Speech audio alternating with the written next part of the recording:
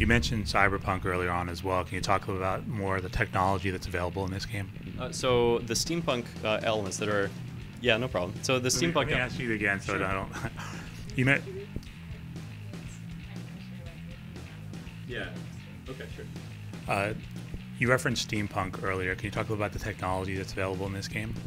Yeah, so when you start out with the settlement, the technology is very rudimentary because your access to tools is pretty rudimentary. So you need to provide everything from the most basic of factories and carpentry workshops and so forth. But as you have the opportunity to find more resources, more sophisticated things become available. So everything from modern-ish weaponry, gunpowder, and that sort of thing.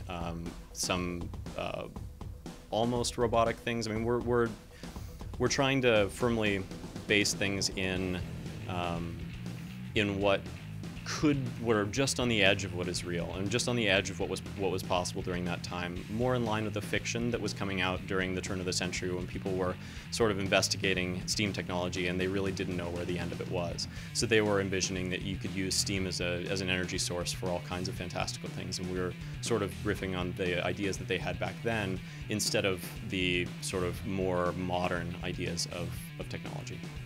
How do you like to play the game? So I like to when I build my settlements, I like to make sure that everybody does things in a really orderly way. I just like placing everything in just the right places. So I've been trying to figure out ways to optimally place beds and things so that everybody can get into them as effectively as possible, and make sure that I have just enough food but not too much, and that I can devote as many resources as I can to exploring and building up the military for the things that I may find in the frontier. Can you talk a little about the depth in this game? Sure. So there are a number of ways that the game is deep. One of the ways in which the game is deep is in the character simulations themselves. So they actually have the characters aren't just doing random things and what you tell them to do. They actually have a concept of what they like, what they don't like. They actually form relationships with each other character, and those are tracked. They have memories, and each memory that they have of an event that has happened to them will dictate what they like to do. It'll change their traits, and it'll change how they react to the jobs that are presented to them by the player. So we're attempting to create something that is the characters have enough personality that the player will actually start to care about them and will worry about what happens to them in such a dangerous place.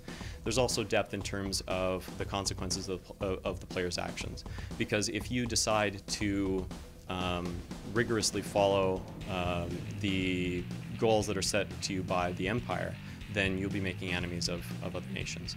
But if you decide to go your own way, then you lose a lot of the safety net that the Empire provides.